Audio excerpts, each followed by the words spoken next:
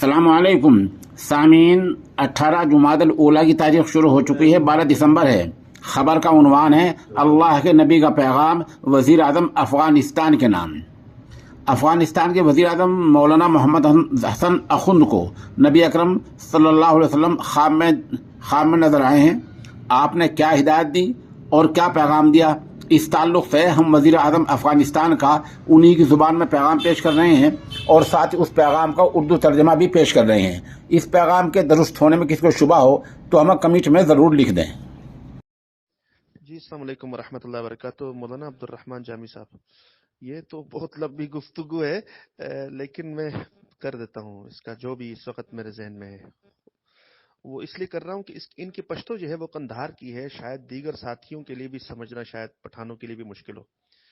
कह ये रहे हैं कि मुझे कई दिनों से मुसलसल जो है नबी करीम सल्लल्लाहु अलैहि वसल्लम ख्वाब में आ रहे हैं, यहाँ तक कि इस वक्त मुझे सोने तक नहीं देते वो, और हर वक्त यही आकर ख्वाब में बताते हैं कि उम्मत को तकवा और परहेजगारी की तरफ लाने की फिक्र करें और मेरा पैगाम पहुंचाएं कि आप जो है परहेजगारी को इख्तियार करें और इनफरादी ख्वाहिशात को तर्क करके इज्तिमाई मफादात की तरफ आएं।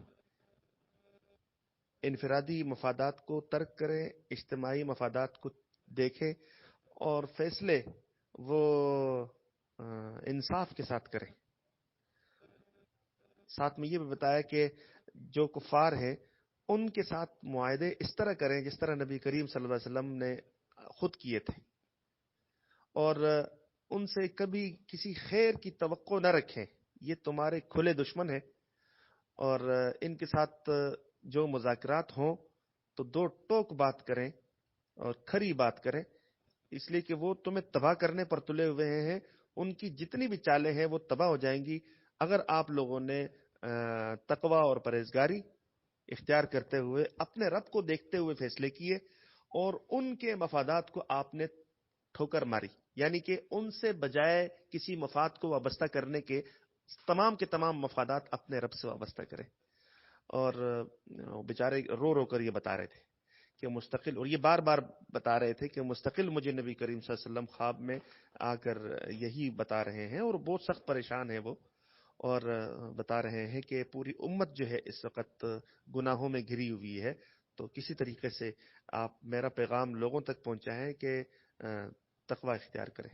साहिब इख्तिदार जो लोग हैं उनके बारे में उन्होंने कहा कि सबको मैं जानता हूं, मैं उनकी शख्सियतों से वाकिफ हूं, और 2 मरतबा नाम लिया है मुल्ला बरादर अखुंद का। मेरा ख्याल है कि उनके ऊपर शायद जिम्मेदारियां बड़ी हैं और शायद गुफ्तगू और टेबल टॉक में शायद इख्तियारात उनके पास हैं, इसलिए उनको बार बार मुखातिब किया है मुल्ला मोहम्मद हसन अखुंद ने, और ये कहा है कि उनसे मैं खुसूसी तौर पर ये कहता हूं कि आप जो है किसी भी फायदे को कुफार से मरबूत न रखें, बल्कि ये शुरू से ही नियत रखें कि हमारे मफादात तमाम के तमाम अल्लाह ताला के ही मिजाज के मुताबिक फैसला करने में है और अल्लाह ताला ही को मद्देनजर रखकर जो है कुफार के साथ मुखातिब होने में है। अगर हम कुफार के साथ मुखातिब हों और इस तरह मुखातिब हों कि हम उनसे कुछ मफादात ले सकें और नरमी और ये चीज़ें इख्तियार करें, तो उसमें हमारा नुकसान है फ़कत अपने रब की तरफ। तो ज़्यादातर उनका फोकस इसी पर था कि तकवा इख्तियार किया जाए, और ख़ुसूसन साहिब इख्तिदार जो लोग हैं उनसे कहा गया है कि आपने फैसले जो है इंसाफ के साथ करने हैं। ये जो उम्मत है, ख़ुसूसन जो अफ़गान कौम है, ये मुसलसल इम्तिहानात में है, और कह रहे थे कि मैं ज़ाहिर शाह एक बादशाह गुजरा था, उस दौर से लेकर अब तक मुसलसल जो है इम्तिहानात ही में अपने आप को और अपने मुल्क के लोगों को इम्तिहानात में घिरा हुआ देख रहा हूँ। तो कितने लोग आए, कितने कितने नामों से आए, और सबके अंजाम को आपने देख लिया, और सब जो है कुफार की सुनकर नाकाम हुए। तो हमें भी वही, अगर हम उसी रविश पर चलेंगे तो हमें भी नाकामी होगी। अभी एक इम्तिहान जो कि बहुत बड़ा था वो टल गया, यानी कि हमने अपने दुश्मन के साथ जो है लड़े और उसमें खून बहाया, तो ये एक इम्तिहान था वो टल गया।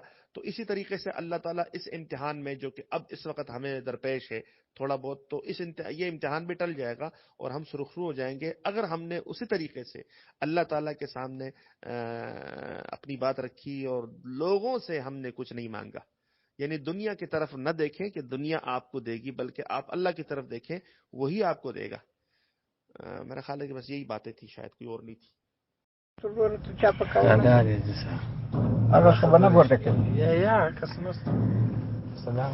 السلام عليكم ورحمة الله وبركاته.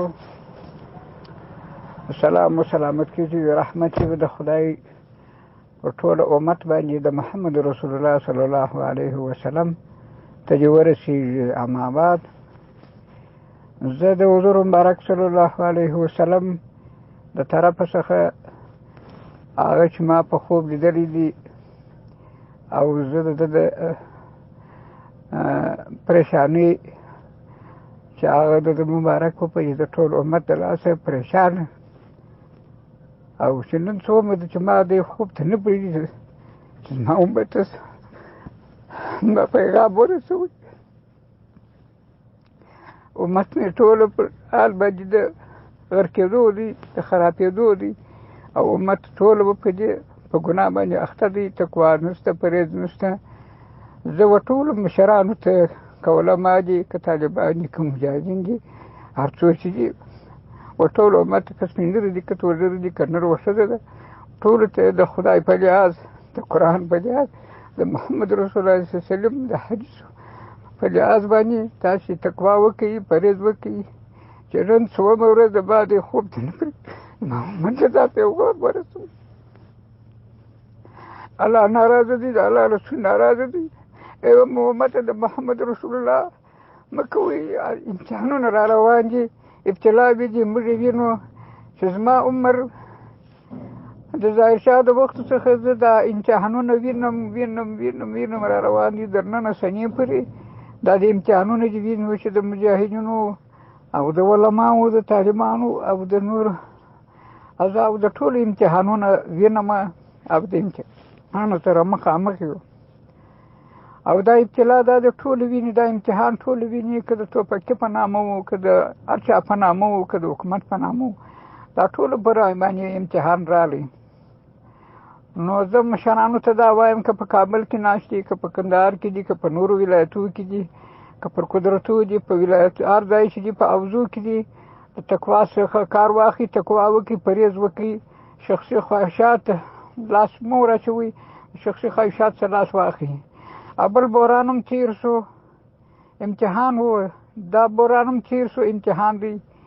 نو د نورو خلکو څخه تاسې ګیله مه کوئ. کفر نړۍ ټوله زموږ دښمنان دي، زموږ و دین ته، زموږ و حیات و حدیث ته او مذهب ته دښمنان دي. نو تاسې ټوله فکر وکړئ، هر چیرې چې یاست، که په کابل کې یاست، که په ولایتونو کې یاست، هر چیرې چې ناست یاست، ټوله مشران ګرد راته معلوم دي، خصوصا ملا برادر اخوند ته زه دا پیغام رسوم او نورو ولایتونو ته، والیانو ته، ټولو ته، وزیرانو ته چې تاسې د تقوا څخه کار واخلئ، تقوا وکړئ، شخصي خواهشاتو څخه استفاده مه کوئ. او د ابزو امیرانو ته ټولو ته دا پیغام پرېږدم چې دغه نجسه بېدینه بې ایمانه خلک د دانو سره مه ملګري کوئ، په صفو کې مه پرېږدئ. زموږ صفونه ټوله په دې پر خرابېدو د حال باندې روان دي. زموږ اکثره کارونه خلک چې کوي هغه د تقوا څخه کار نه اخلي، بې تقوایي شروع ده. نه الله مسکین دی، نه الله بخیل دی، نه الله زموږ دښمن دی. هغه ټولو په دې زموږ په حال باندې خبر دی، ویني چې یو امتحان د یوه څه اخلي، د بله څه اخلي، د بله څه اخلي، یو څوک هم نه دی پرېږدي. په خپله امیر المؤمنین ملا محمد عمر اخوند سره جهاد څه وکړه، هغه ظالمان ورا معلوم دي چې د ده سره څه وکړه. ولې داسې کوئ؟ د خدای په خاطر، د قرآن په خاطر څه هلته مه روان. نن شلمه ورځ زه خوب نشم کولی د محمد رسول الله د سړي د لاس چې ما نه پرېږدي. زما امت ته ولې دا خبره نه رسي؟ امت ما ته تنخوا راکوي، ما ته څه شي راکوي، ما ته پیسې راکوي، نه د چا خواهشاتو احتیاج لرم، نه د چا خواهشات مې په کار دي، نه څوک ته ضرورت لرم. ټول مشران را معلوم دي، هر ځای چې دي، هر ځای هر څوک چې دي ګرده پېژنم. د ګردو سره د شناخت لرو، د ګردو سره رابطه لرو. داسې رابطه زه نه لرم چې زه ورسم دوی ته زارۍ وکړم چې تاسې ما څه قدرت راکړي. ای مشرانو، د خدای په لحاظ، د قرآن په لحاظ مه کوئ په دې، په والله قسم په خدای دې چې در دا بتر د حال در باندې راشي، در دې بتر حال در باندې راشي. وینو یې تاسې په خپله معلوم یاست، تاسې په خپلو ځانو ته وګورئ په نورو خلکو باندې څه امتحان وشو، په دې نورو خلکو باندې څه حال راغلی. د هر سړي قدرت مې ولیدي، د هر سړي ظلم مې ولیدي، د هر سړي جفاو چور چپاولو زور ظلم مې ولیدي. د مملکتو په دې مسلمانانو دا خپل اولادونو ته تربیه د اسلام ورکړي، د قرآن ورکړي، د شریعت ورکړي، د محمد رسول الله سلیم پر لار باندې روان شي، د امام صاحب پر لار باندې روان شي. علماو تقوا وکړي، پرهیز وکړي، د شخصي خواهشاتو څخه لاس واخلي، وکړي په دې پر خپل اندازه باندې پر حق باندې ودرېږي، د بل څه حقونه غواړي خپل حق وغواړي، د بل حقونه مه غواړي.